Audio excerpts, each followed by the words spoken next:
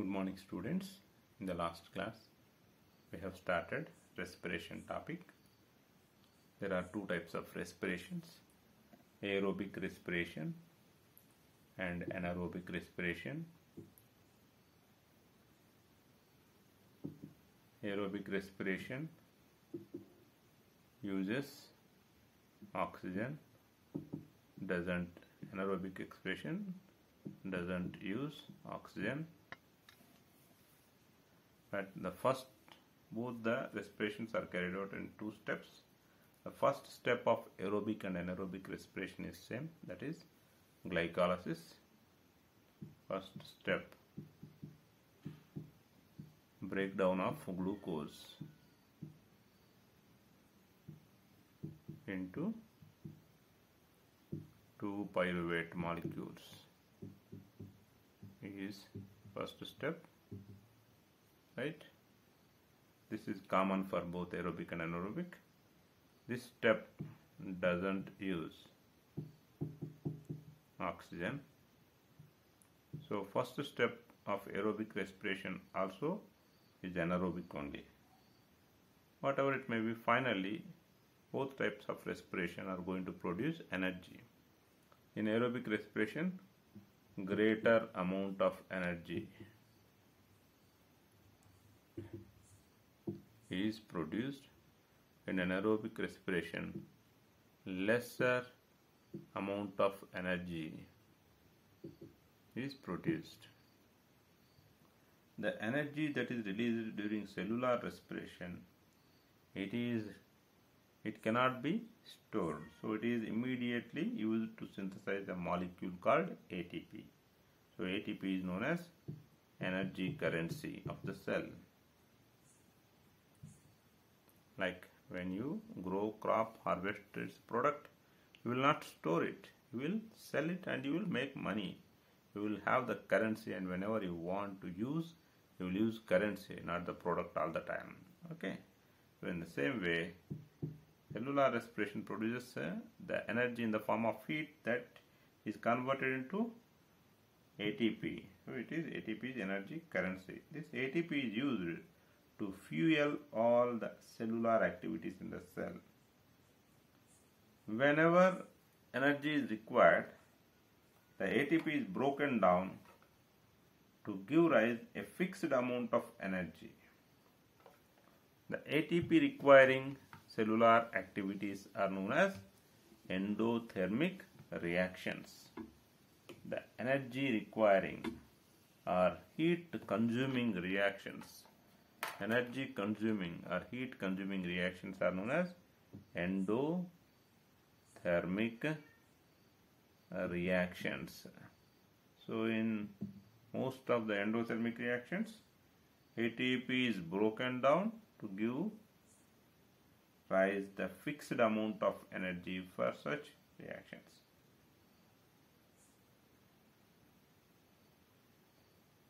So how ATP is synthesized? What is the full form of ATP? ATP is adenosine triphosphate.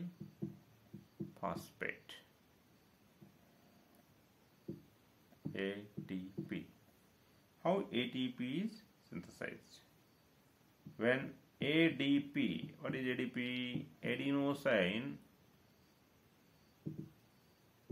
diphosphate.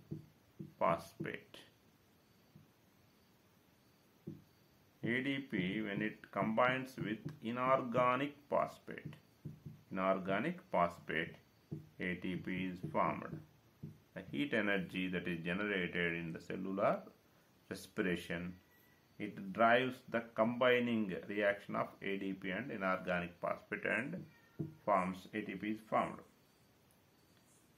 When the terminal phosphate linkage in ATP is broken down, so you will be getting confused. What is terminal phosphate? Assume that this is ATP. This is adenosine. For this, 3 phosphates are added.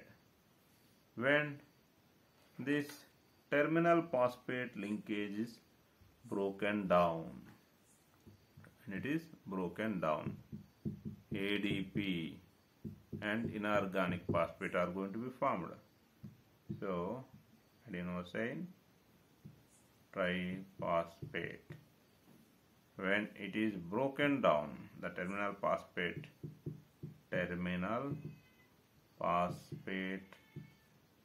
is broken down using water. Water means when water is added, this will be broken up. That is hydrolysis reaction. The energy equivalent to 30.5 kilojoule, 30.5 kilojoule per mole is released. So this is how energy is released. And ATP can be used in cells for the contraction of muscles, for protein synthesis, for the conduction of nerve impulses, and many more other cellular activities. What all purposes, or in which all purposes ATP is used? ATP is used in many cellular activities. For example, for the contraction of muscles, ATP is used. For the contraction of muscles, for the contraction of muscles, for the protein synthesis,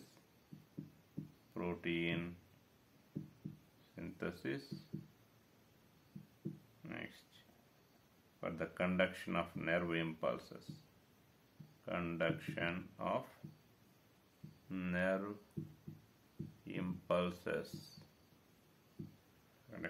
impulses, and many other activities. ATP is used for the contraction of muscles, for protein synthesis, for the conduction of nerve impulses.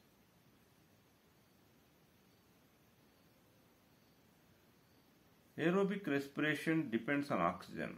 So the aerobic organisms or aerobes, they must ensure that there is sufficient intake of oxygen. Plants exchange gases through stomata and through large intercellular spaces, which ensure all cells are in contact with air. In plants, carbon dioxide and oxygen are exchanged by diffusion. So, in aerobic organisms, the organisms must ensure that there is sufficient intake of oxygen because they depend on oxygen. Aerobes depend on oxygen. So, oxygen, sufficient intake of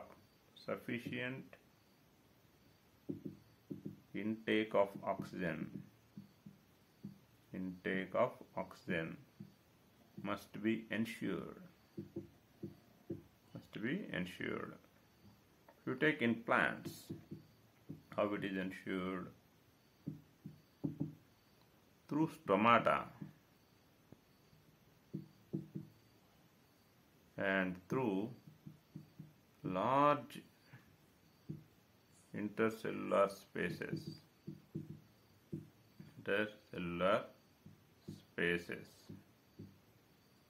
Stomata and large intercellular spaces. They ensure that all cells are in contact with air and exchange of gases takes place in plants by diffusion alone. Exchange of carbon dioxide and oxygen takes place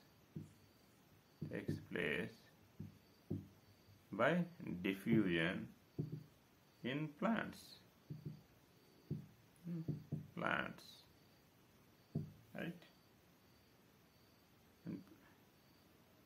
In between environment and cells of the plants. Carbon dioxide can go into the cells, or oxygen can go into the cells, or carbon dioxide can go away from the cells, or oxygen can go away from the cells by means of diffusion. Only thing is the direction of diffusion in plants depends upon the environmental conditions and the requirements of the plant. So the gases can go into the cells or can go away from the cells by means of diffusion. But the direction of diffusion, it depends on two things. One is environmental conditions and another one is requirements of the plant.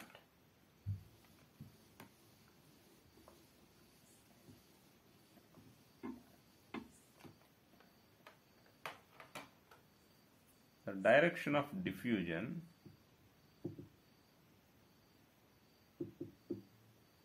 in plants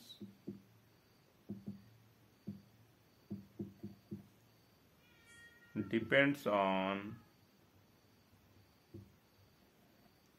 environmental conditions and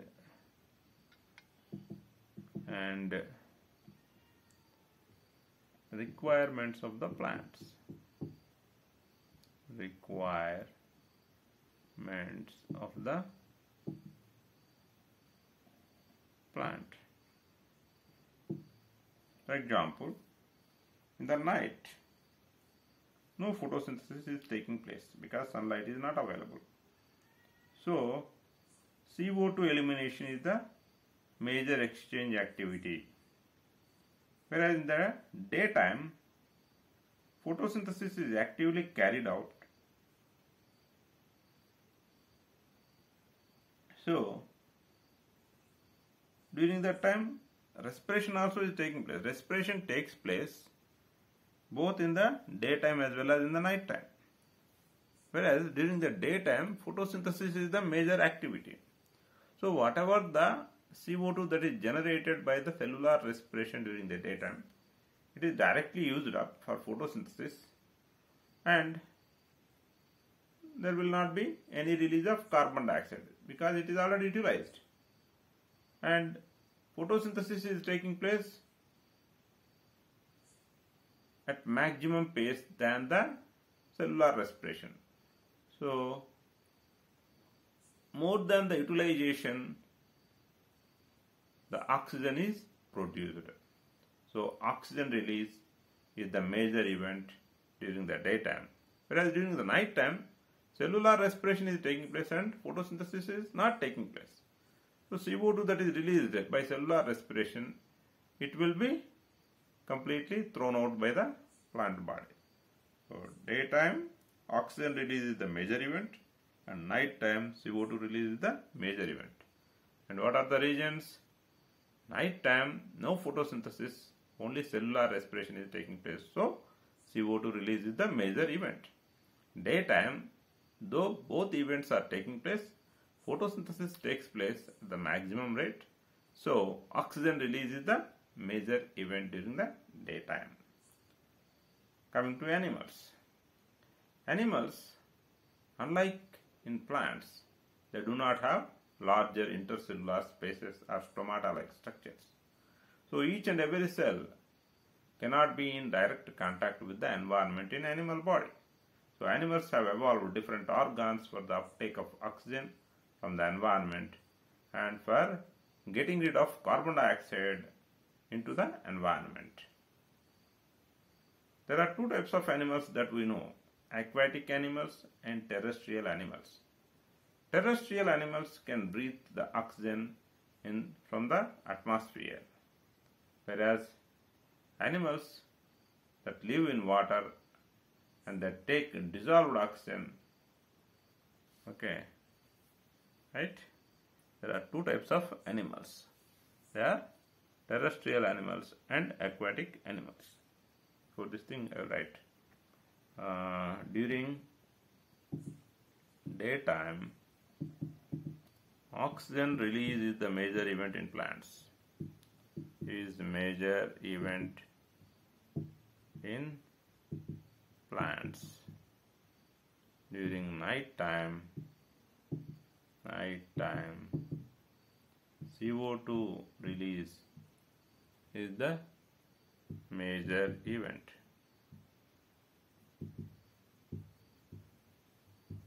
Right? And coming to the terrestrial and aquatic animals. Terrestrial animals, they breathe in atmospheric oxygen, whereas aquatic animals, they breathe in dissolved oxygen. Animals have different organs for the uptake of oxygen and for getting rid of carbon dioxide. Animals have different organs for uptake of O2 from environment and for getting rid of CO2 into the environment. Right? Terrestrial animals, they breathe in atmospheric oxygen. Breathe in atmospheric oxygen. Aquatic animals, animals that live in water. Aquatic animals breathe in dissolved oxygen. Breathe in dissolved oxygen from water.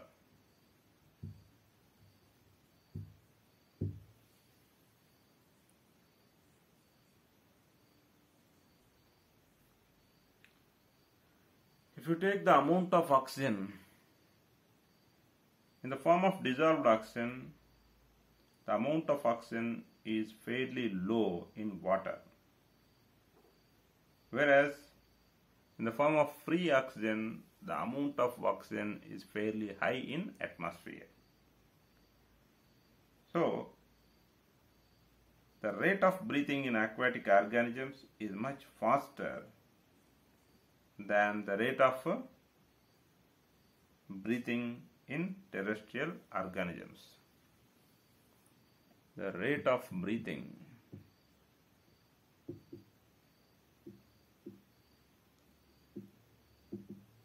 is much faster in aquatic organisms than in terrestrial animals.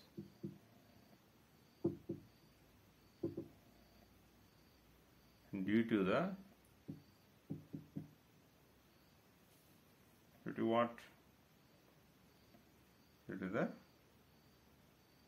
low availability of oxygen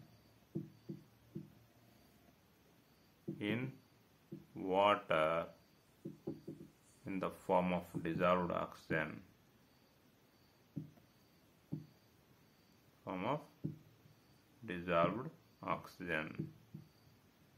Right? If you carefully observe the fishes, how do they take it? How do they breathe in? Fishes take in water through their mouth and force it past the gills so that the dissolved oxygen is taken up by the blood. We all know fishes have gills, and gills are supplied which are supplied with blood capillaries. So when water is taken through the mouth and forced to move past the gills, the dissolved oxygen is taken by the blood. And coming to the terrestrial organisms or terrestrial animals. Terrestrial animals use oxygen in the atmosphere for respiration, already we have learnt. And this oxygen is absorbed by different organs in different animals, because all animals are not having the same structural organization. So, different animals, they absorb the oxygen by using different organs. But all of these organs have a specific structure that increases the surface area, which is in contact with the oxygen-rich atmosphere. So terrestrial animals, they breathe in the oxygen that is available from the atmosphere. Different animals use different organs to breathe in the atmospheric oxygen. The common thing for all these different organs is having a structure that increases the surface area. The breathing organs have a structure that increases the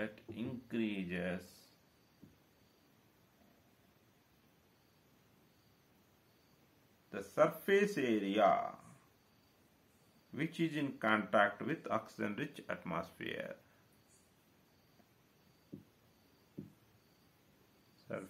Increases the surface area which is in contact with the atmosphere. Which atmosphere? With the oxygen-rich atmosphere. Oxygen-rich atmosphere. So this point is very important. The respiratory or breathing organs of the different animals have a common structure, that is structure which increases surface area which is in contact with the oxygen-rich atmosphere. So across this surface, exchange of oxygen and carbon dioxide has to take place. Exchange of oxygen and carbon dioxide has to take place across this surface.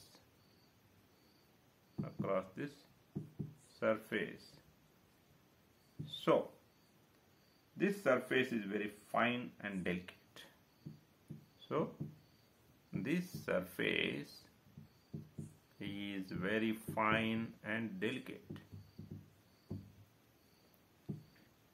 Why this special surface structure is very fine and delicate? Because exchange of oxygen and carbon dioxide has to take place across this surface.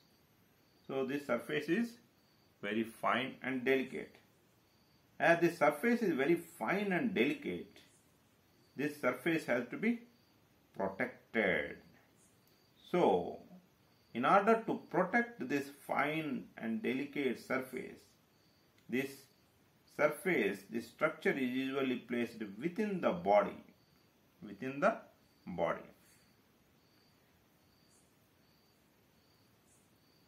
As this structure is very fine and delicate, this has to be protected. So in order to be protected, this structure is placed inside the body.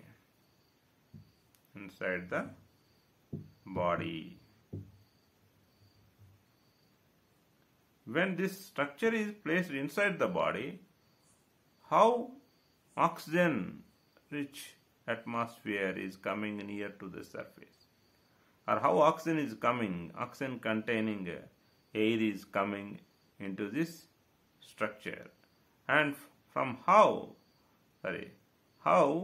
the CO2 from this structure will be moving out from the organism. The structure is placed inside the body. So, special passages.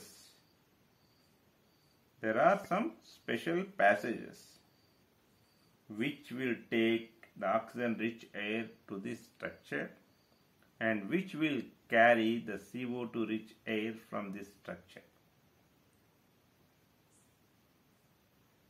So, a mechanism for moving the air in and moving the air out from this area also is involved. So we have learnt a special structure is there where exchange of gases, oxygen, carbon dioxide is taking place. Since this structure is fine and delicate, this structure is placed inside the body. As this structure is placed inside the body, there are some special passages that bring the oxygen-rich air to this structure and that take out the CO2-rich air from this structure into the environment. If special passages are there, will simply the air move in and move out on its own? Simply the air cannot move. There must be a special mechanism that operate so that the oxygen-rich air move in and the CO2-rich air can move out. So special passages and a special mechanism both are needed in order the oxygen-rich air to come into this structure and the CO2-rich air to move out from this structure. These two things are very important. Since a fine and delicate structure where the exchange of carbon dioxide and oxygen is taking place is placed inside the body, special passages and special mechanism both are needed so that the air can move in and the air can move out. Which air will move in? Oxygen-rich air will move in. Which air will move out? CO2-rich air will move out. There are some passages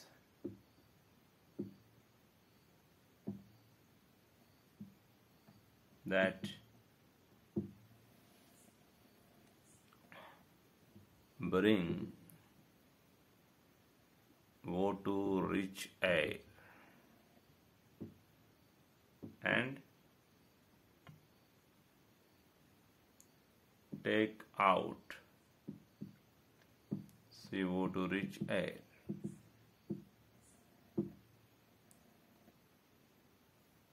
A mechanism for moving the air out, moving the air out from the structure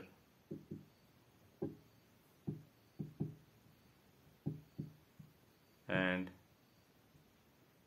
for the air to move in to this structure. These two things are involved.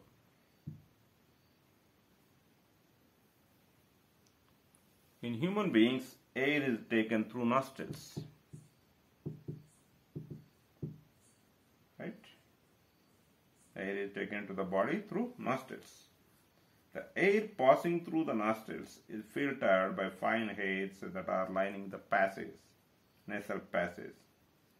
The nasal passage is also lined with mucus that helps in filtering the dust-like particles. Then, from this nasal passage, air passes through throat and then into the lungs. In the throat, rings of cartilage are present, which ensure that the air passage does not collapse. Nostrils, nasal passage, throat. Right? At nostrils, fine hair, nasal passage, mucus. In throat, rings of cartilage. These things you need to remember. Fine hair and mucus, they help in filtering the air, where dust-like particles cannot enter in. In throat,